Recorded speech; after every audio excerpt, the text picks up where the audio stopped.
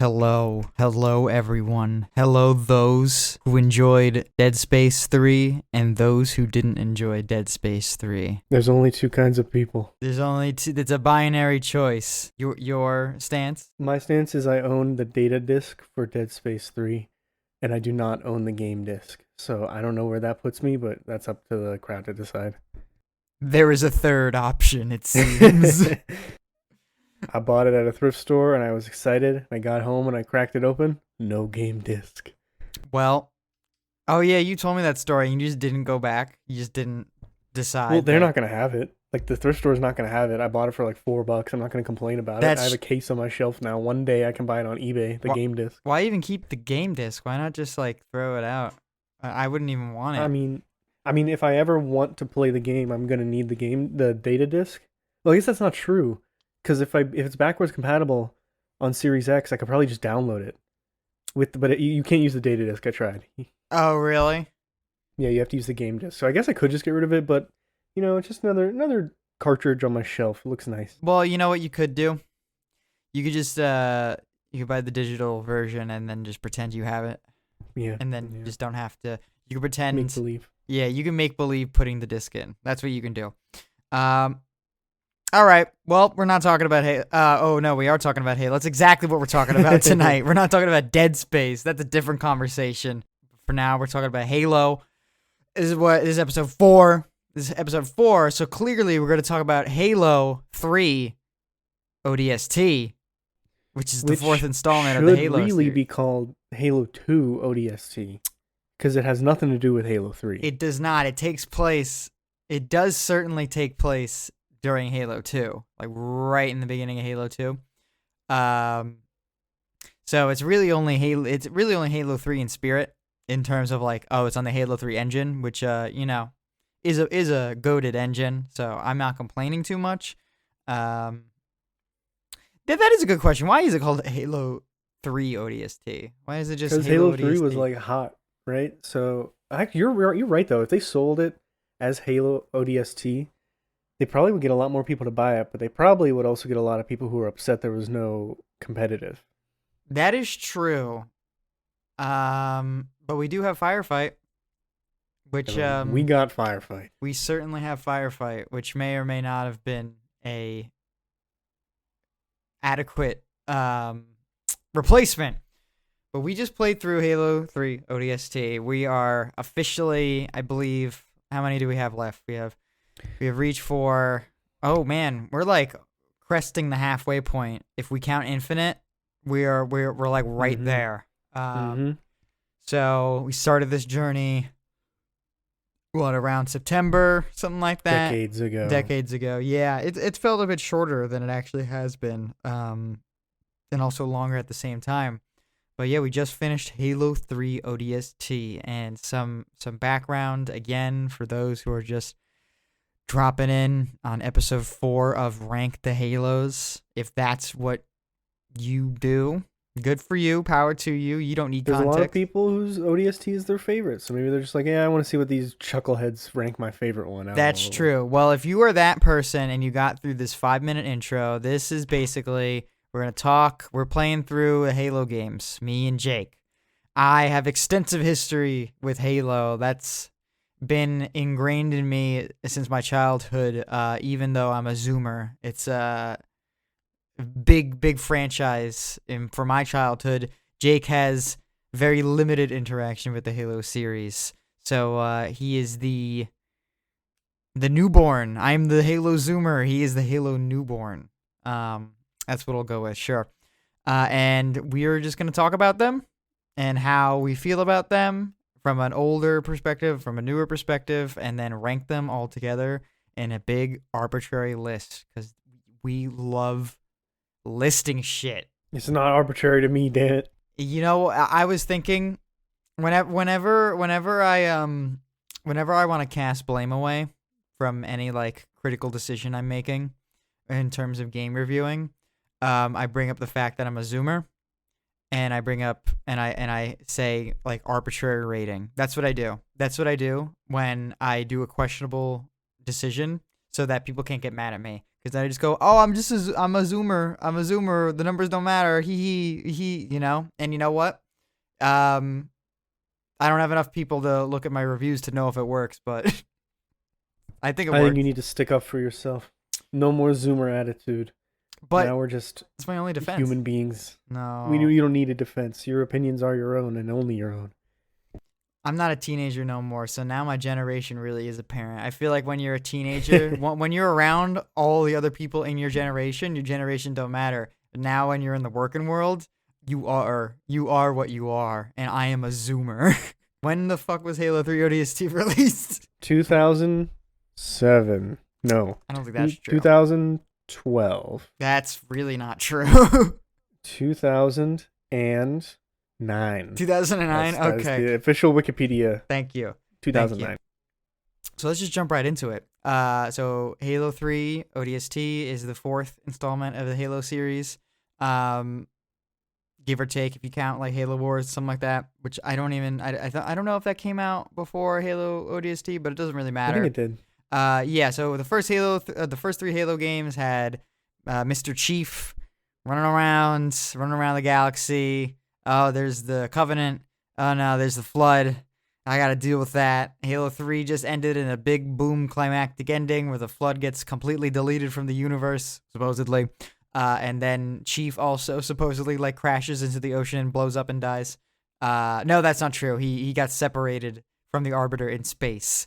Right, and that the front half of the ship. Yeah, and that's where Halo 3 leaves off, is with Chief's purported death, and then he's just on that ship, and he looks at Cortana and he goes, "I'm gonna take a nap," and he gets into the cold, like the sausage freezer, and he gets in and he goes to sleep, and that's how Halo 3 ends. So Halo 3 ODST is a big departure from the series. Just to give a little more background, just so we're not just like gonna jump in and talk about it with no context. But Halo 3 ODST, you play as the name would suggest, ODST, Orbital Drop Shock Troopers, I believe is the full acronym. Nailed it. Is that true? Is that really it? Good. That's true. Yeah. So you play as a nameless, faceless, voiceless ODST trooper, new to this squad of established ODST troopers, and it picks up right in the beginning of Halo 2 when the Covenant is invading New Mombasa, right before they enter that slipgate, and it blows up like the entire country. And there's a lot of big differences. One, you're not playing as a Spartan. Yeah, we'll talk about that and how we feel about that. I think we'll get into that in a minute. But yeah, they changed some weapons. There's no elites at all in the entire game. There's not a single elite. They added engineers. They added some weapons. Actually, no, that's not true. They didn't add any weapons. They just altered some new weapons, some recurring weapons. They have a weird open world thing going on in between the levels, which we'll see how we feel about that. And probably the weirdest decision is that there's no online matchmaking. There's no PvP. It's all PvE in a new mode called Firefight. So instead of PvP, you have PvE Firefight, which is just survival mode in some of the campaign maps, which is cool in my opinion. So I think that's all the background that we need right on this. Do you think there's anything else worthy of mentioning of why this is like a weird one? I mean, I think it's worth mentioning that this is like people like this game even though they really shouldn't have. Like, this is a very well regarded one and got very high reviews at the time, and people like all flooded to it. But like, it was a $60 price tag, and it was missing the main thing that a lot of people were playing Halo for at the time, and I think that's a pretty impressive feat. Do we have confirmation that was that they released that for 60? Oh yeah, I looked it up. It was MSRP $60. Really? That's actually quite surprising. Mm-hmm. That I mean, it's kind of like a DLC, like an expand-alone DLC that they would do nowadays for like $40, you'd think, but no, full $60 title. No multiplayer, people still loved it. Yeah, that definitely does read as like something that would come off as $40 these days. But, video game pricing standards is a bit different. You know, we weren't alive, but when like in the 90s, I think about it now. I'm like $70. This game is so fucking expensive. And I think about in like the 90s when renting games was really what you did, and you didn't really own your games. And if you wanted, because when you wanted to own your games, some games like expense wise adjusted for like inflation over like $100. Ridiculous, It's crazy. fucking ridiculous. And you know, the successful consoles, I think, were a bit better on that because, you know, they had lower prices, so people were buying them. But, you know, a lot of the consoles that, like, really flopped had really expensive-ass games. And that's kind of probably one of the reasons why they flopped. I think I read that Final Fantasy 3, which in America, what was that, like 4 or 6, doesn't matter. Right. Was like $80 in like Walmart when it came out in America. What do you mean? Yeah, dude. Like, I believe that completely. And that's like, that's not $80 now. That's $80 back then. Yeah. Holy Yeah. shit. And you know, that game might be a total bomb. You don't know. They didn't have the resources that we do now. And also games were just like standardly just different. So I feel like a game that's more than 10 hours, like straight, without you doing like constant like game overs and starting from the beginnings, like no continues. A game that's more than 10 hours, you're like, holy shit, this is crazy. So, But I think honestly, if this game Halo 3 ODST came out today in the state that it's in, obviously you'd expect, you know, a little bit better graphics or whatever. mm-hmm. I wouldn't be upset if they charged $60 for it. I don't know if I would buy it right away, but I wouldn't be upset. I would get it because there's a lot of hard work that went into this campaign being very different with what they use. Like it's kind of like how they did with Tears of the Kingdom from Breath of the Wild. Where you're like, it's the same map. What are they gonna do different? And you're like, oh shit. Yeah, they did a lot different. a lot different. And you know, we played it in the year of that one Jim Carrey movie, 24. Was that the? You know what I'm talking about?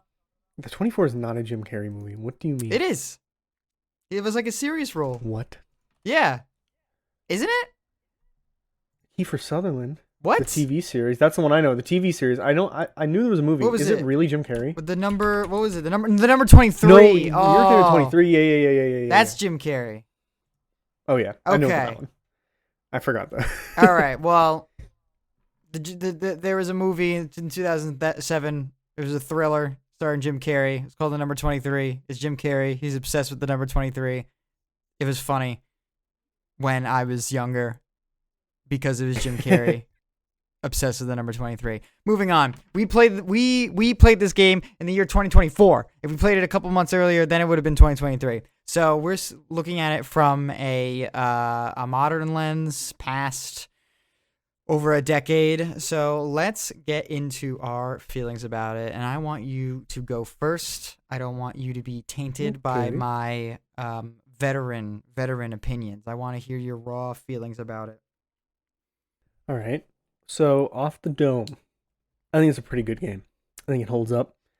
I think the music is fantastic. I think this is my favorite score of all of them so far. It's so atmospheric. Like, even though I complained and bitched the entire time about the visor, like you needed the visor on to see everything, I think it actually was the most atmospheric one so far. I like felt immersed despite the graphics being a little bit dated. I think it holds up.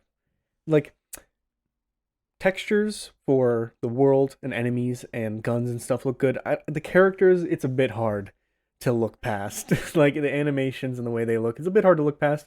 But if you can look past it, which I tried to, I think the story is pretty compelling for what it is. It's kind of like a Rogue One kind of story, which is one of the only Star Wars movies I've seen, and I liked. Where you know, like, it's not like Reach where you know how it's going to end, but you know, like, this isn't going to matter really, but I still want to care about these characters, and I think by the end, even though I had a tough time determining who was who, I cared about the squad and I wanted them to succeed. And I think in a game about shoot alien grenades, being able to make me care about the characters is quite a feat. And I think the story, the themes of it at least, will stick with me for a while. So yeah, I think it's a pretty good campaign. Also, Firefight is fantastic. That is really funny that you say that Halo ODST reminds you of Rogue One, because Rogue One reminded me of Halo Reach. I mean, yeah, like that's the better comparison, but yeah. you know what I mean. Yeah, I get it. And you know what? And also to hop on your point about the visor. I kind of like the visor, and I kind of like that it's blinding, because I think that's just like a funny gameplay mechanic. Whenever video games do like the blinding visor, I think it's funny because I guess that would happen in real life, and also it's like a deterrent from why not just have the visor on all the time. Um, but that is like always just funny. Where like, oh, I'm gonna turn on my visor, and then you walk into a room and you get and like the lights turn on. You're like, oh, oh! Yeah. Turn I them think off. I think they really hit their stride gameplay wise with Halo 3, and they just kept rolling with that because Mm-hmm. I'm trying to remember. I don't think there was a single mission that I didn't like, at least. Like, there was always in the 1 and 2, and even in 3, there was a mission where you're like, that mission. This one, I don't think it had that mission. I think the whole game was just pretty solid overall.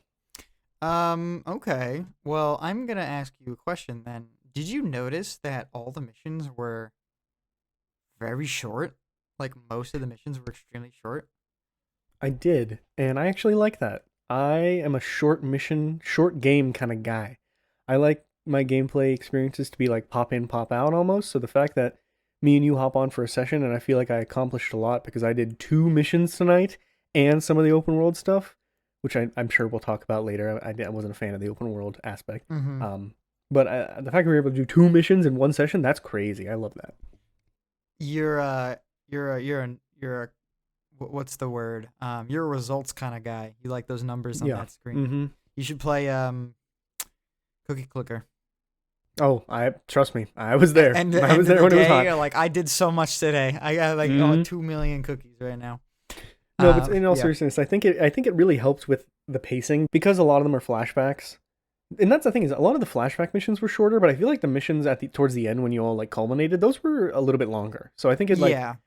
it added to a sense of like this is a vignette. I don't want to be Buck for too long. I want to be the rookie who's experiencing this flashback kind of. Right, right. Yeah, I guess that makes sense. So that's what you liked. What didn't you like? I didn't get the open world shtick. Yeah. I don't know why it was there. Certainly hope they don't ever do that again. No, they Um, wouldn't. Wait. Yeah. but no, I just thought it was like I think it was a reaction to the blowing up of open world games and Ubisoft games around that time, like late 2000s. And they were just like, let's just like add a little bit in there, like how every game added RPG elements. They were like, let's just add a little bit of open world. And it's not like it was bad. I mean, it was a little bad, but it's not like it was offensive in any way. I was like, yeah, whatever, sure, we'll just wander around a little bit until we find the objective. But when I go to a game like Halo, first person shooter campaign, point A to point B, waypoint me where I'm supposed to go, and I'm just gonna take out all the enemies along the way till I get to the next place. I didn't want to be like, well, where the fuck? Well, there's the superintendent's telling me, and then there's a sub objective, and I can't see because the map isn't 3D, and I'm like, I didn't like getting lost. I really did not have that problem like the last couple times I played this game. I usually was like, oh yeah, this is where we have to go. And there's like a waypoint marker. I'm like, I know exactly where I'm going. But this past time we played it, I was just completely lost. I had no clue what the hell was going on. And then Yeah, I that don't know. that so rarely happens to me when I play this game. I played this game a lot, and the fact that I got lost again, it was like that's the type of thing that pisses you off in real life. That's like you getting lost on your way home from work. You're like, what the fuck is going on? It's because you were babysitting me the entire time. I guess, but I wasn't. Do you remember this happened in like in the first mission? We were trying to find like the first mission, and we were like, where the fuck would we have to go? And we checked like every door and every corner and dead end, and then we were like, I just don't really know. And then we went back to a door that we checked and it opened, and we were like, what? Like, what happened? We didn't know, and like I didn't even. I had no clue what was going on. But all right. Well, only one thing you didn't like? That's pretty good. Is there any more? I mean, like I said, like the characters. I honestly, I could not tell you who was who. There was Nathan Fillion was there. There was a Veronica. I There was do the like engineer. I remember their names. I couldn't tell you who was who. And but like I said, and I feel about this way about a lot of games I like because I like it's been so long since I played them. I don't need to necessarily remember the character moments and every single little thing about it for me to enjoy the overall plot. And for a game like this, I think that's all it needed to be, and I liked how they pulled it off. Yeah, yeah. I do. I agree with all your statements, and I guess I'll talk about my feelings about it. Unless you, Yeah, let me hear what do you like and dislike about this game? well, But yeah, before we started, you said it was your favorite. yeah, and you know what? And that's what I was just about to say. After this playthrough, I gotta say, I remember this game being much.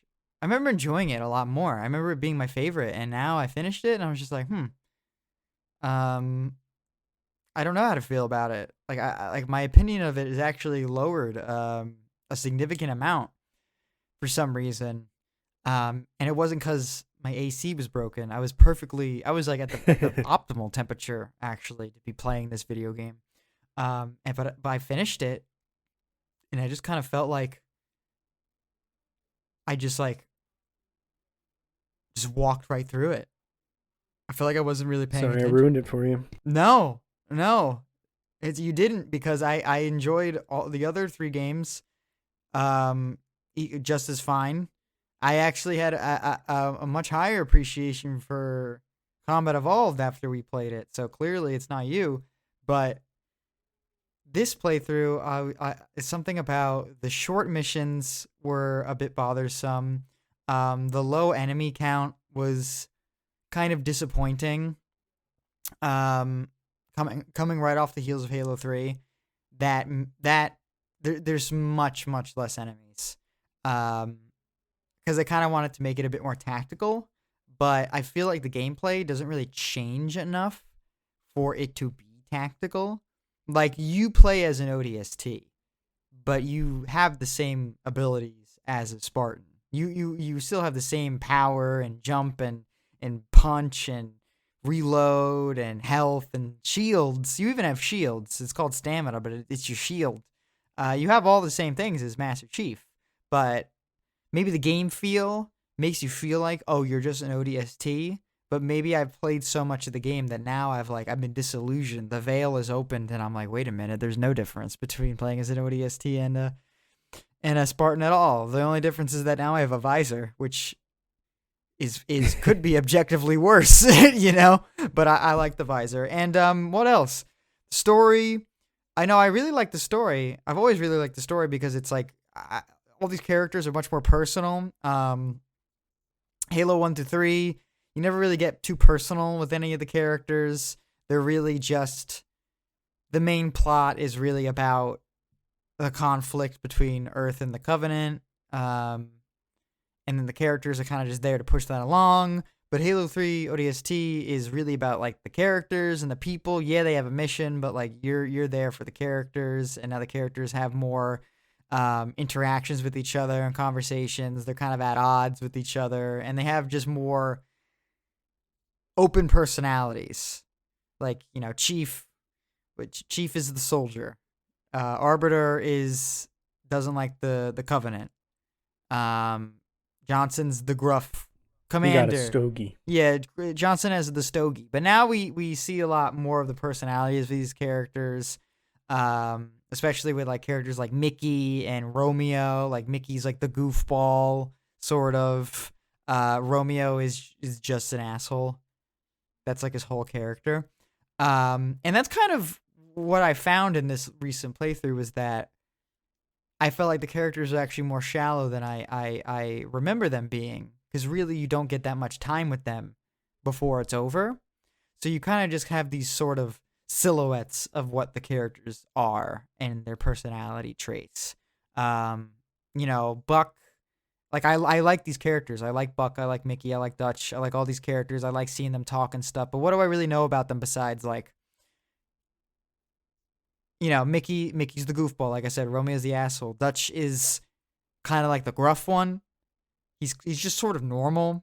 I think we know most about Buck because, you know, he's the commander and he has all the history with Veronica, Dare. So that's kind of like a plot point, and he's like kind of like a hopeless romantic in a way. But that's kind of like the most we get. You know what I'm saying? I mean, I guess, not that you don't need it. Like, I'm not saying it's perfect by any stretch of the imagination, but I guess you can take more away from how the characters interact with each other than learning more about their backstory or their interests or anything like that. Like, I think the way that towards the end, um, is it which one is Nathan Fillion? What's his name? Buck. Is that Buck? Buck. Buck. Yeah. Whenever Buck is like, we were like, we know where Dare is. We gotta go after her because I love her, and also it's kind of our mission, sort of. And then all the other people are kind of against it, but he's able to convince them to go because he's such a good leader, kind of thing. And then they all go find her, and that's what sets the rest of the plot in motion. Like that, those kinds of interactions, I think, might be even more important than learning, like how did Romeo get in this situation? You know what I Right, mean? right. Yeah, it's weird. It's weird to have a problem with something that you've never had a problem with before. It's a very strange like thing, and it might feel like hyper examination in a way, making it sort of less valid in a way, I guess. But that's just like kind of what I picked up in the last and when we played it. I just didn't feel the excitement that I used to feel when we played when I originally played this by myself, and then when we played the other three, me and you. And a part of that is because they did remove a lot of enemies and stuff like that, and I kind of had this realization while I was writing my review. I was like, you know what? I played this game with another person, but whenever I play this game alone, that's when I'm like in it, you know? I do think this might be a controversial take. I do think Halo 3 to ODST does suffer from the co-op multiplayer. I do. I mean, I think all of them so far, in certain ways, for story reasons especially, do. Have you never co-opted ODST before? I have, but I didn't really think much of it. So maybe I thought a lot more about it this time because I knew that this would happen today. I knew that we were going to talk about it today. I knew I was going to Yeah, write a yeah. review about it. So, of course, I'm looking at it a bit more critically rather than just playing through it. But, and not to put the blame on you, but I was just like, would I have rated this highly if I just played by myself? Would I have rated this higher than a 7 at my arbitrary rating of 7? Would I have rated it more highly if I played it by myself? It's not arbitrary. It's not arbitrary. I mean, so I guess like if you're playing by yourself, that lessens the amount of your concern about there being not enough enemies because there's almost twice as many enemies, and the missions are probably going to be longer because of that. Mhm. So that's another issue of Soul Biters. You're also going to be able to pay closer attention to what the characters are saying. I know you were paying pretty close attention anyway, but you like just dial into what the characters are saying Yeah. and how they're acting and stuff. So I mean, I felt that way about Halo 1, 2, mainly 3, but definitely the first two as well. Like, there's a lot of times where I'm not listening to what they're saying because I'm too busy thinking about what I want to say to you or like what I'm going to ask you about the next mission. Like, what do I have to go here or whatever? And I'm not listening to what the characters are saying. And that happened in this one as well. So I think all of them could benefit from playing through it single player, but I think that playing through it co-op is more about the gameplay experience Yeah. than how that plays out. That might be our bad because when I played through this with my close friend a couple of years ago, he was dialed in. He did not speak. As cutscene started talking, the guy started talking, even out of a cutscene, he'd be like, "Shut up, I'm listening." I'm like, "Oh, okay, I'm sorry." Yeah. Maybe we'll do that for Halo 4. Halo 4 has a pretty bomb story. Not to retroactively get my hopes up just for me to be like, oh, I didn't like it that much. But I do remember Halo 4 having like a bomb ass story. I mean, like you remember when we were playing the first one, I was like, I want to listen to these lore segments, and then eventually I fell off that. Like Oh, the lore segments, yeah. I am interested in the story. And I'm not going to talk over cutscenes or anything like that. But whenever in the fight, for me, co-op gaming is all about like if I was doing this alone, it would be fun for a different reason. The reason I'm doing this with Jonathan is mainly because we do the video and we're friends, but but also because I want to be able to like shoot them and make fun of whatever we're doing and like Mhm. steal kills and stuff. Like it's all about having a good time. It is. And I do So think I had a good time at the end of the day. So it's not like a bust or anything, but it's just interesting the things you noticed when you dissect a game and play a game, probably more than the developers intended you to be playing it. Yeah. It's like, Um, I've watched The Lord of the Rings so much. Did you know that Gandalf had a watch in that scene? It's like no one else noticed that. It's like this movie sucked yeah. because I noticed that after 10 viewings. Like did it suck, dude? But I don't know. What were you gonna I say? mean, there's Sorry. also like you've definitely, I don't know when the last time you played ODST was, but certainly from the first time you played it, you've played a lot more games, a lot more story-rich games. You've watched a lot more movies. Like I assume you've watched a lot more like military type movies, which this is definitely spoofing like a, like a World War II type military movie, I would say, in the way the character interactions are set up. So your like media criticism is definitely higher. Right, that's true. And for me, whenever I play a game like this, I kind of have two minds about it. Where I'm like, okay, let me judge this as a game right now that I've never played before in the year of our Lord 2024, the starring Jim Carrey. Yes. And I'm like, okay, acting, maybe not the best. Story, maybe not the best. But then I put myself in the seat of what I was playing in 2009. And not that there weren't good story games back then, but like, it wasn't common. So whenever you're, especially Halo, the biggest franchise ever, you're taking a hard right turn into like military family type like comedy drama.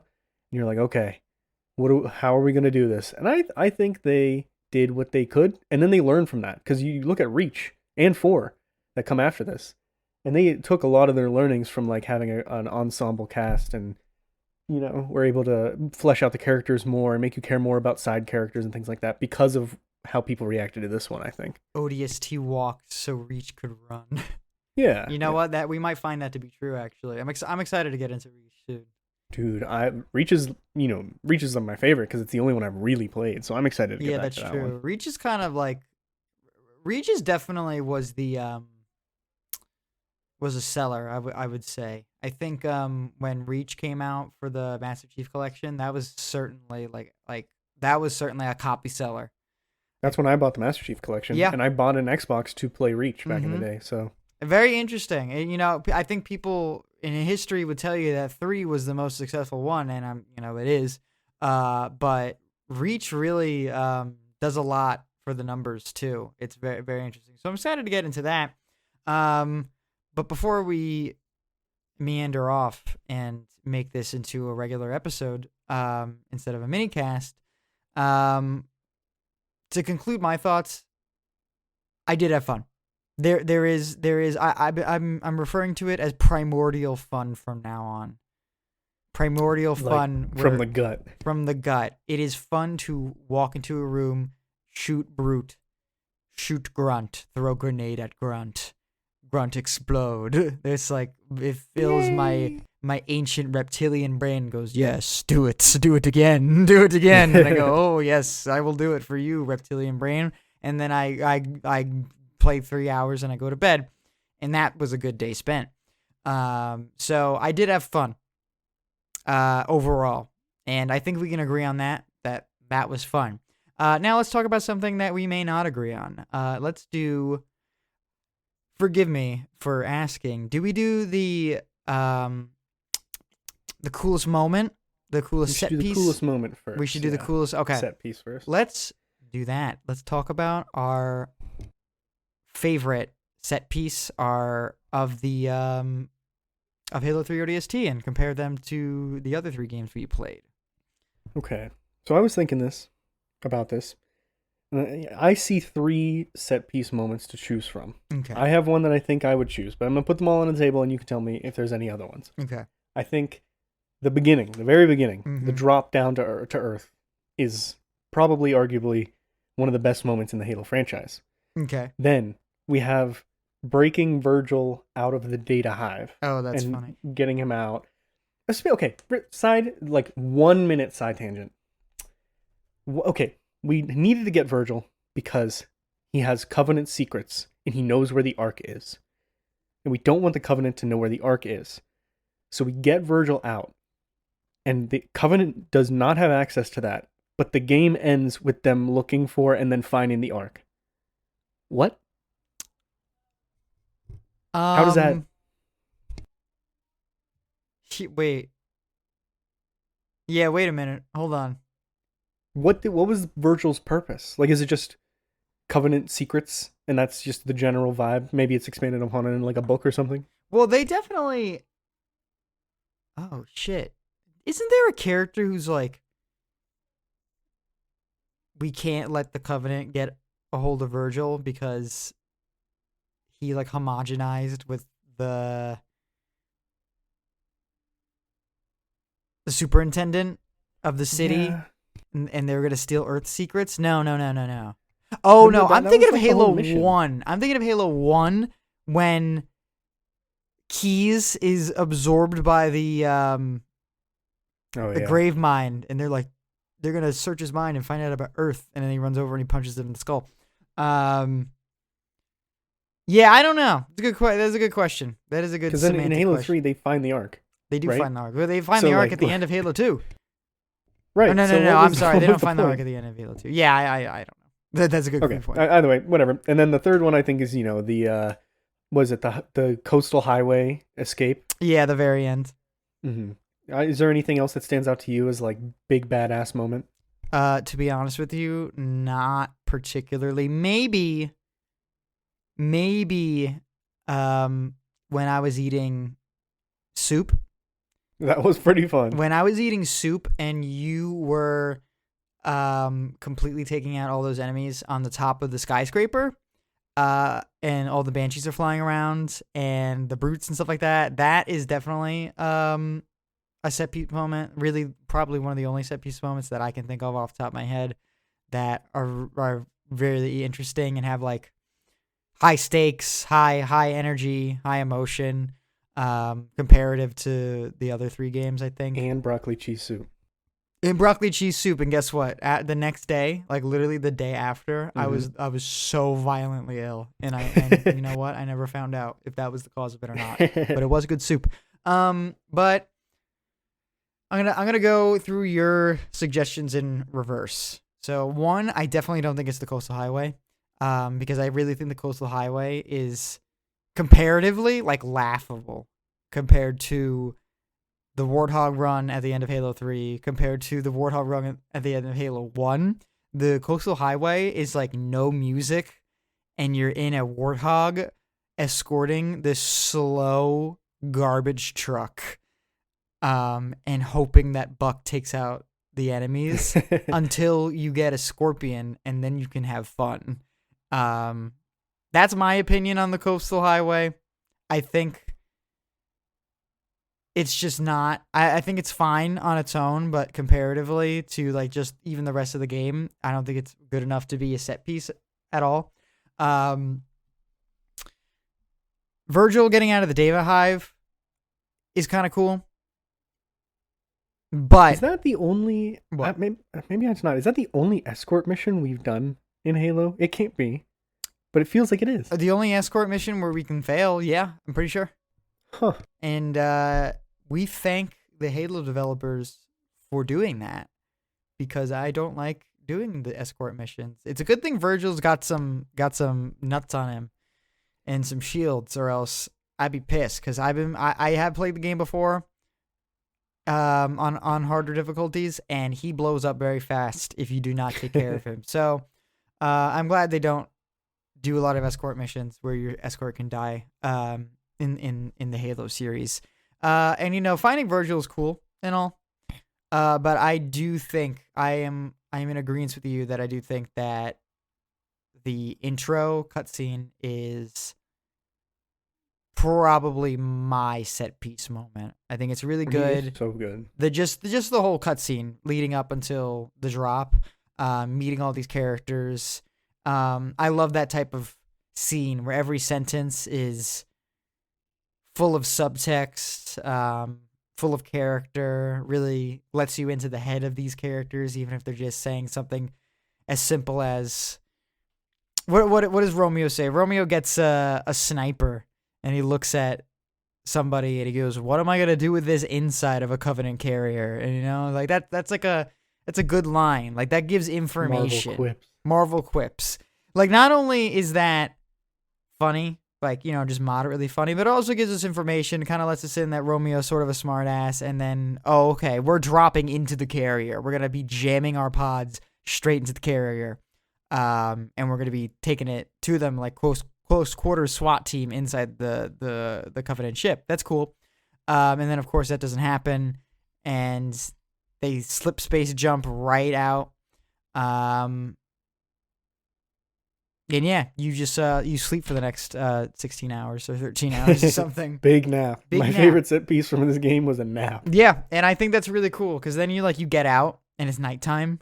And you're like, you role play as the rookie. You get out and you break your legs. You're like, what the fuck happened? It is one of those shocking, like in a zombie movie, whenever like shit starts to go down and suddenly the tone is completely different. I thought that was really effective. I like that. I like media that does that. I like media that does like, this character missed out on the big thing that happened, and now they're just walking around like, what happened here?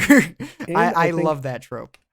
I think having it it is an event we remember from Halo 2. It's one of the biggest moments from that game. Yeah. Sort of. And now it's in HD, sort of.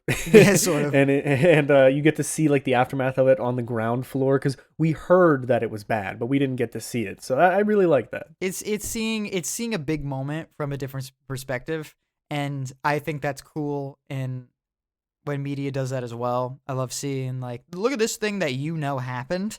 Here's what this person saw of it. Isn't that cool? It's like the end of Rogue One. The end of Rogue One, where like the Darth Vader comes out and we're like, oh, that's where he was in the ship.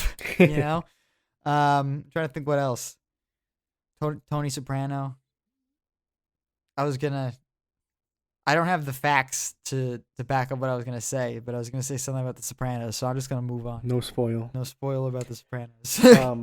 Well, okay. Let's look at, because we've decided now. So let's look at how it pairs up against the other set pieces we've already ranked. For the audience listening at home, right now our number 3 set piece is the Flood Awakening in Halo Combat Evolved. Our number 2 is the Gravemind talking to us in Halo 2.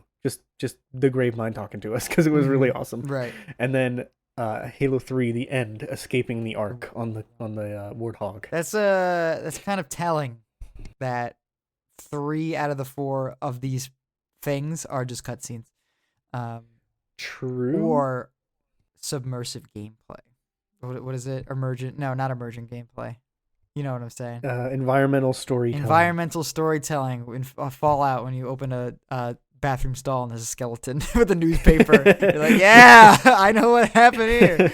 Yeah. So I think that's telling and kind of funny. You go first. Where do you think they should go? I think that the dropping in is probably above the Gravemind, but I don't think it's above escaping the Ark in Halo 3. I definitely don't think it's above escaping the Ark in Halo 3. But I don't even think it's above the Gravemind, interestingly enough. I actually... go for it. You go for it. Tell me. I think the only thing it might beat... Oh, man. I don't even know if it beats the Flood. I don't even know if it beats the Halo 1 Flood reveal. I think it might be... honestly, I'm not even kidding for me.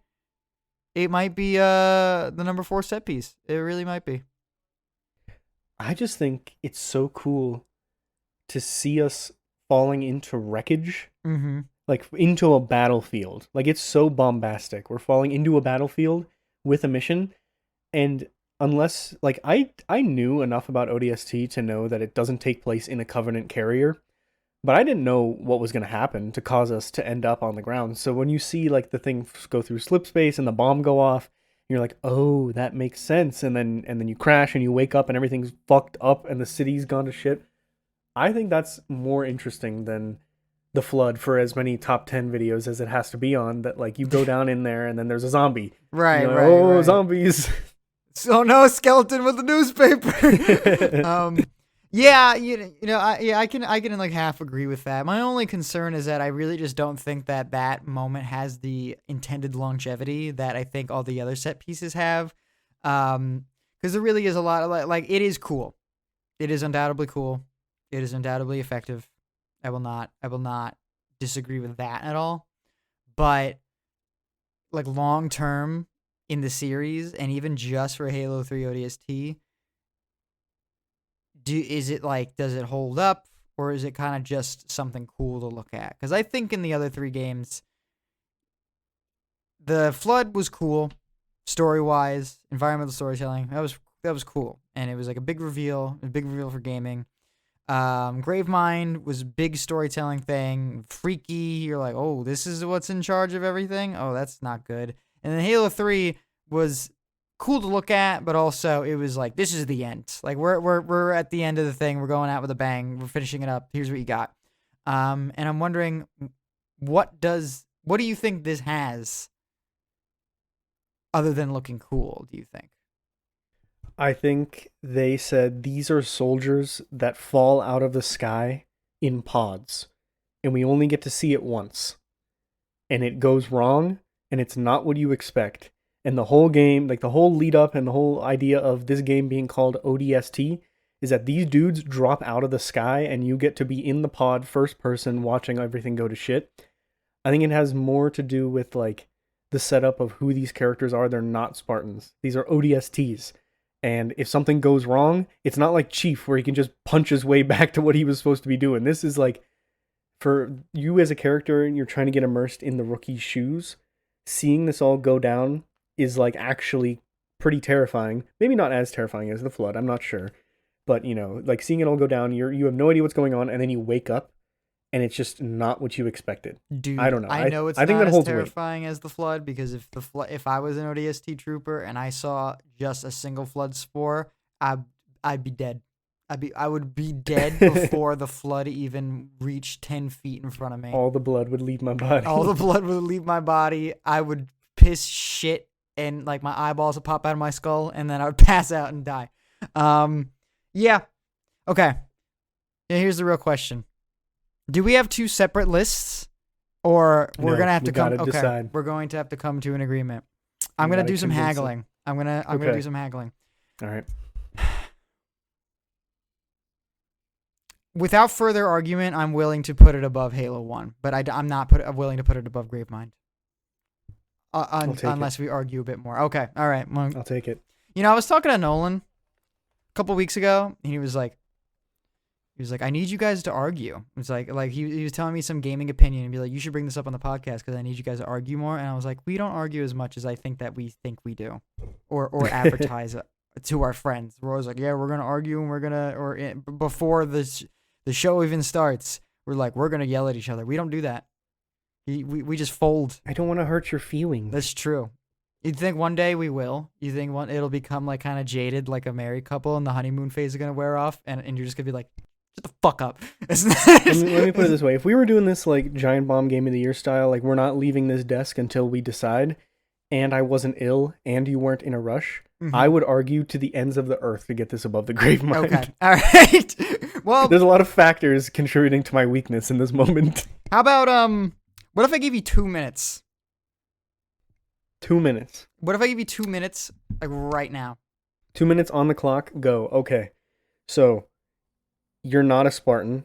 We've established that. We've gotten to know the characters. We're humanoid people, not in a super suit. And going into this game, we're like, what does ODST stand for? Orbital Drop Shock Trooper. Whoa, they drop out of the sky. Okay, that's cool. That's enough for me to spend $60 on a $40 expand alone. So I'm going to get in this pod, and I'm going to drop into a ship, which is already cool. I don't know how they're going to stop their fall, but it's cool. Giant bomb explodes that you've already seen in Halo 2. Now it's in HD. And with like crazy sound, you see the city get swept with this giant shockwave. You fall down, get knocked off your course, the lights are flashing, beep, beep, beep, beep. And then you crash and you wake up hours later, and the rest of the game is Hangover style, you piecing together what happened during that time, and it's fucked up. Now, I'm comparing that to the Flood. You got 1 minute. Flood, I know, the Flood. You're down in there, you're fighting bad guys, and then all of a sudden, things go silent, and then different bad guys come out. And granted, it is a cool moment because you had no idea about the Flood, but as someone who did know about the Flood for many years, it wasn't as impactful for me. So that's probably where I'm coming from with that. And I'm assuming you knew about the Flood before as well. Then, the Gravemind, he speaks in prose. It's really cool. His voice is really deep and it's really cool. He holds Master Chief up in a suggestive tentacle pose, and Chief is like the strongest thing on the planet in the universe that we've seen so far, and he's completely held at the whim of this thing. And then he unlays the plot for the rest of Halo 2 and 3. And, you know, the rest of the series. He just explains what's going to happen. That's really cool. But there was no action. There was no explosions. There was no cool sounds. and there was no characters yelling. So There is no character. Jake's brain did not get stimulated. I rest my case. You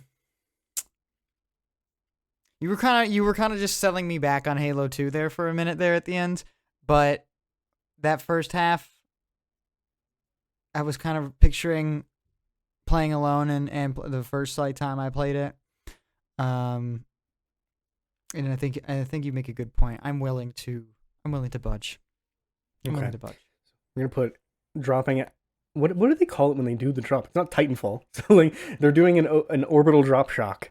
That is our number 3 on our list of 4. Orbital drop shock. I don't know, what would you call orbital drop? The oopsie. That's what I would call it. That's what it was. It was a big oopsie. All right. So we got that matter of business settled. Mm-hmm. Right? Or were you gonna bring up the same thing I was about to say? I think I was. Okay. Now how does this rank with the other 3 Halo games? Okay. Go first. So our ranking so far.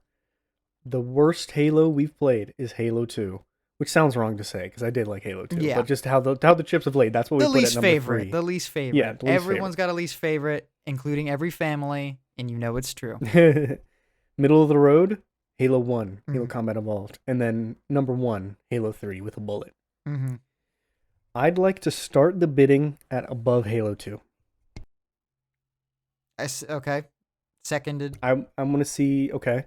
Do you think it goes above Halo Combat Evolved? I think that there is an argument to be made for both sides, and I'm a little bit on the fence. I think this isn't a good reason, but I do think that it being above Combat Evolved just immediately without discussion is a bit too easy. So I think we should talk about it first. Yeah, no, I don't think we can just definitively say it lays everywhere, but I am also on the fence, which is kind of why I pivoted to you at first, because I'm like, I did like it more than Halo 2. There's a lot about Halo 2 I didn't like, for as much as I did like. Campaign-wise, again, this is only the campaign. For all these games, a little bit of Firefight. I'm not including Firefight I'm trying not to include Firefight in my ranking. Oh, I think we can't, because we're not including multiplayer for the other ones, and that's basically its replacement. Shit, yeah, you're right. Okay. If we're including Firefight, it might be better than Halo 3. I don't know. Hey, Firefight's awesome. Firefight is awesome. Okay, actually, with that distinction, that actually does sort of change my inclinations. I do think Firefight is a lot of the worth of ODST overall. I think the campaign is great, but we're ranking the campaign. Yes, the campaigns. I really, really liked the campaign of ODST, but I do think it was significantly hampered by playing multiplayer, for me at least, in a way that Combat Evolved did not. Combat Evolved was boring at times, definitely, but I still had a fantastic time playing with you. Because it was also really exciting at other times. It was extremely exciting at other times. And I don't really know if Halo ODST gets to the exciting levels that CE does. Not even just overall. Like tonally, it's a completely different game. It's not really that exciting of a game. It's kind of like a little moody. It's a little more serious, a little more grounded. And atmospheric. Atmospheric. I'm going through the city and I'm like, oh, look at this jazz music. And there's the sniper that Romeo got thrown off the cliff because he took a shot from the chest from a brute with. It's like shit like that. So, I don't, as much as I don't think any moment in ODST gameplay wise is as exciting and as thrilling as the big combat encounters in Halo 1 and Halo Combat Evolved. Mm-hmm. I don't think it ever reaches that. But I don't think it had any lows that were remotely close to the lows of Combat Evolved. I think it was just consistently good throughout. That is true. Usually the low for me is the hive mind. Not the hive mind, but the nest sort of, where you go through the big computer. All the bugs. Yeah, all the bugs. Usually I hate that section. And it was actually fine this time. Yeah, I liked it. I think for me, the worst part of this game was probably the part where you're in the Banshees Mm-hmm. for an extended period of time. And even that wasn't too bad. It was just kind of just, I died at unfortunate moments. And, I and don't that think it was bad. Yeah, and that wouldn't have been an issue if you played by yourself, because you would have died and you would have had to redo that section. But you died, and then the camera was just on your dead corpse for like 10, 15 minutes while I waited for you to respawn. So that's really that's a toughie. That is a real toughie. Okay. I think gameplay wise and just like structurally how the game like functions and the actual like fun of the game, my biggest complaints is that it's too short. It's not enough of a good thing. Meanwhile, I have more legitimate complaints with Halo CE. So I think by those decision making factors, I would argue that we should put ODST above CE. Just barely, though. Just barely. I am inclined to agree. Okay. But It didn't sound like you were about to say that. It sounded I am inclined to agree because you like, I agree with what you're saying and you're making good points. Okay. However, Okay. there's no charming jank in ODST. Okay. And that's something I really value in a co-op game. ODST is too polished for the time for my tastes. Because in Halo Combat Evolved, there was a lot of moments where you're like, oh, I'm running up this weird geometry, or whoa, did you see that grunt fly through the air, or I accidentally shot Jonathan in the back of the head. Because, like, there was a lot of that made me laugh a lot in Combat Evolved. But then the campaign, like, the story, I mean, of the first one, surprisingly compelling. And maybe that was the anniversary edition, adding some things and doing it some favors. Mm-hmm. But that's the definitive version of the game, so we have to count that. So I don't know. I'm like, in terms of story, I think they're both like pretty similar for me in terms of how much I enjoyed them. Right. So I'm not gonna put this above. I'm not gonna put Combat Evolved above ODST because it has bugs that I thought were funny. Okay. But I'm putting it out there that I had a better time playing Combat Evolved for a variety of reasons. Okay. I don't think it's a better game. That is reasonable. Okay, so you don't think it's a better game, but you did have a better time. Okay. Yeah. Okay. That is fine. That is fine, because that's kind of what the question is, I guess. It's like, what do we think is an overall more polished, as objective as we can make it, better product? All right, I think so that we don't have to put any zoomer/arbitrary asterisks on this, and I want to pull out my reviewer top hat that I went 5 years in school to get a degree so that I could be a writer and formulate my opinions excellently. Does it have a little white square that says press on it? Yeah. Okay. Yeah. I think ODST has to go above Combat Evolved. Okay. And honestly, that it hurts a little bit in my soul, but I know it to be true. It does. And you know what? I think we should put an amendment in right now that maybe we can change these later down the line. Maybe by the time we're all done, we can start rearranging, you think? Maybe at the end, in the final episode, let's give our own personal reassessed list. Yes. I think we'll maybe leave we this should one as the consensus list of the podcast. But then personally, we might feel a little bit different. Yes. I really thought that this was going to be a clean cut. We were going to be in and out 35 minutes minicast. And this has become a much bigger beast than I anticipated. And I anticipated actually to get significantly worse as we add more games to this. So me and you are going to have to do some brainstorming on how we can keep our heads on track. But we're going to have a discussion. We're going to have to sit each other down and sternly point fingers at each other. Yeah, and we're going to have to pick one person to use as the scapegoat so that the other person feels better about themselves. I think that's a good idea. I think that's a good idea. All right. The series ranking so far. Yes. Number 4, Halo 2. Number 3, Halo Combat Evolved. Number 2, Halo 3 ODST. And number 1, Halo 3. Coming up next, Halo Reach. Halo Reach.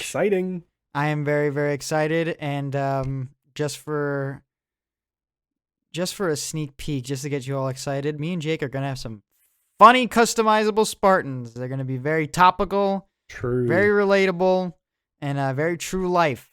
I think is what's gonna happen. So get excited because that's the game where you customize your Spartan. Love that game. Yeah, and I think that about wraps it up. Do we have anything else we want to say before we hop off? Nah. Go play Dead Space 3 and then pick a decision. See how you feel about it, and you can make it completely binary, good or bad, completely objective. Like do that and report back to us on what you are. Are you a Dead Space enjoyer, Dead Space hater, Dead Space lover, or Dead Space hater? There's no enjoying. There's no I am a fan of it, but I dislike these aspects. I am underappreciated, but I appreciate what it did do. Love it or hate it. Pick one of those and come back. That's it. All right. And whenever you're done playing, can you give me your playlist, please? Yeah. Yeah, send it in the mail. All right, we're done here. Are you ready? I'm ready. All right. See ya. Right. See ya.